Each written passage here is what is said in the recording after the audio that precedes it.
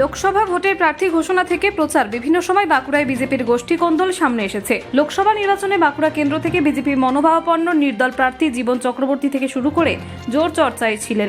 আজ বৃহস্পতিবার নির্দল প্রার্থী হিসেবে জেলা শাসকের দফতরে আজ নিজের মনোনয়নপত্র জমা দিলেন।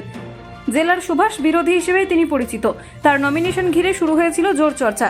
এবার তিনি নির্দল থেকে নমিনেশন করায় লোকসভা ভোটের মুখে আরও একবার বিজেপির গোষ্ঠীদ্বন্দ্ব প্রকাশ্যে এলো বলে রাজনৈতিক মহলের মত।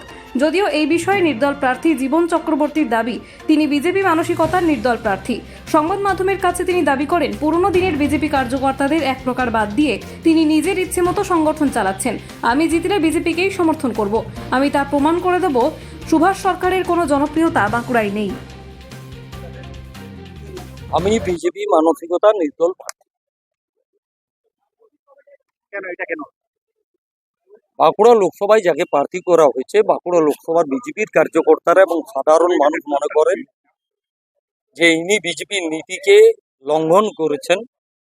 আমরা যারা দীর্ঘ 36 বছর এবং দীর্ঘকাল বিজেপিটা করছি, উনি যত দায়িত্বশীল কার্যকর্তা তাদের সকলকে বসিয়ে রেখেছেন। কেবল একটা লিমিটেড কোম্পানি করেছেন, তার কর্মচারীদেরকে দিয়ে পার্টিকে চালাচ্ছেন এবং পার্টি অলরেডি বিজেপির যা মোদিজির যা স্বপ্ন, সবকা সাথ সবকা বিকাশ, এই মন্ত্রে তিনি দীক্ষিত হতে পারেননি এবং সাথে সাথে আমাদের যে হিন্দু সংস্কৃতি সেটাকেও তিনি লঙ্ঘন করেছেন। আমরা সনাতনীরা হিন্দুরা কখনো কখনো একটা পিঁপড়া পা দিয়ে মারি না, কিন্তু আমরা দেখেছি ডাক্তার সুভাষ সরকার বিজেপির কর্মীকে পা দিয়ে মারছেন।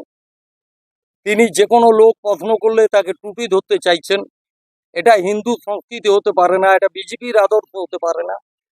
আমরা পরিষ্কারভাবে মনে করি তিনি বিজেপির মুখোশ এবং তিনি ক্ষমতায় আসার পর আমাদের বাঁকুড়া পৌরসভা হেরে গেছে, আমাদের পঞ্চায়েতগুলো হেরে গেছে। তিনি সম্পূর্ণ জাল সই করে কেন্দ্রীয় নেতৃত্বকে বুঝিয়েছেন সমগ্র বিজেপি আমার সাথে আছে, জীবনবাবু আমার সাথে আছে, দুর্গাবাবু আমার সাথে আছে, মনীষাদি আমার সাথে আছে, বাজুরিয়া আমার সাথে আছে, অশোকবিদ আমাদের সাথে আছে, যত বিজেপি কার্যকর্তা। এটা তিনি সম্পূর্ণ মিথ্যা বলেছেন এবং তিনি বলেছেন মিথ্যা বলে আমরা সমস্যা মিটিয়ে দিয়েছি। তারপরে তিনি টিকিট নিয়েছেন। আমাদের যারা বিজেপিতে অবহেলিত, লাঞ্ছিত, কটূক্তি পেরেছে তাদের প্রতিবাদ হিসাবে আমি মনোনয়ন করছি। আমি জিতলে বিজেপিকেই সমর্থন করব এবং প্রমাণ করে দেব যে সুভাষ সরকারের কোনো জনপ্রিয়তা বাঁকুড়া লোকসভায় নাই। আমরা পরিষ্কারভাবে বলেছি, বিজেপিকে ঘৃণা করলে, মোদিজিকে ঘৃণা করলে আমাকে ভোট দেবেন না। যদি সুভাষ সরকারকে ঘৃণা করেন তার কাজকর্মের জন্য, তাহলে আমাকে ভোট দেবেন। আমরা নমিনেশনের পর বাঁকুড়ার এই রাজনৈতিক অসুরকে বধ করার জন্য এবং নিধন করার জন্য তিনের থালা নিয়ে আমি মানুষের দুয়ারে দুয়ারে যাব। আমি ভোট ভিক্ষা চাইবো এবং অর্থ ভিক্ষা চাইবো।